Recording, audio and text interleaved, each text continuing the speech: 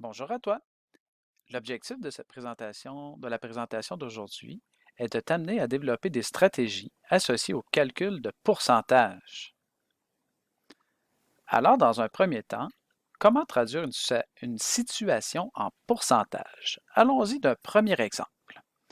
Agathe doit parcourir une distance totale de 80 km. Jusqu'à maintenant, elle a parcouru une distance totale de 36 km. Quel pourcentage de la distance totale a-t-elle parcouru? Je fais un bref rappel. Tu dois savoir qu'un pourcentage est une comparaison entre deux quantités et pour laquelle la quantité totale est obligatoirement reportée sur 100.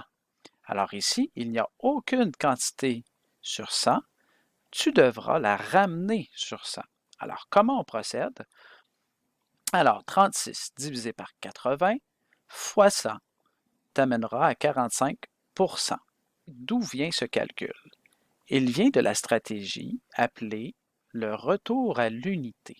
Dans ce problème, tu veux faire la comparaison des kilomètres parcourus sur les kilomètres total. Tu as parcouru 36 kilomètres sur un total de 80.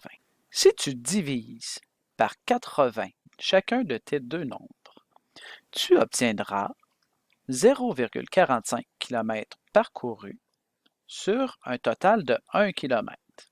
C'est le même principe que tu utilises lorsque tu veux faire des fractions équivalentes. Mais ici, ce ne sont pas des fractions, ce sont des rapports, parce qu'on obtient entre autres des nombres à virgule.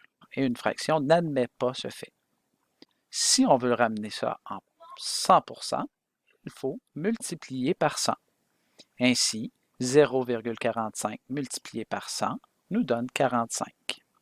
Alors, tu peux voir ici, dans la séquence de calcul, que 36 divisé par 80, ensuite multiplié par 100, te donne 45 %. Certaines situations pourront se résoudre sans l'aide de ta calculatrice. C'est toi qui sais si tu peux y arriver. Dans cet exemple, c'est possible. Prenons le 36 sur 80, faisons une division par 4 et nous obtenons 9 sur 20. Il suffit maintenant de multiplier par 5 pour transformer ce rapport en centièmes. Est-il possible de calculer le pourcentage d'un nombre? Regardons comment faire à l'aide d'un deuxième exemple. À son dernier examen, Jasmin a obtenu un résultat de 64 %. L'examen était corrigé sur 75 points. Combien de points Jasmin a-t-il obtenu dans cet examen?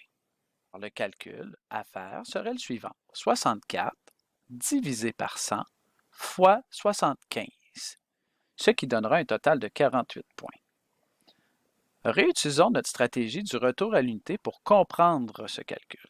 Alors, les points obtenus sur les points totaux nous donnent le résultat de 64 sur 100. Si on divise par 100, nous obtiendrons pour 1 %. Donc, 0,64 points obtenus sur un total de 1 % ou un total de 1 point. Si on veut ramener ça sur un total de 75, il suffit maintenant de multiplier par 75. Alors, ça vient expliquer le calcul d'en haut, 64 divisé par 100, qui donne 0,64, fois 75, qui nous permet de retrouver notre fameux 48 points sur 75. Tu peux te questionner pour savoir si c'est possible de résoudre cette situation-là sans l'aide de ta calculatrice.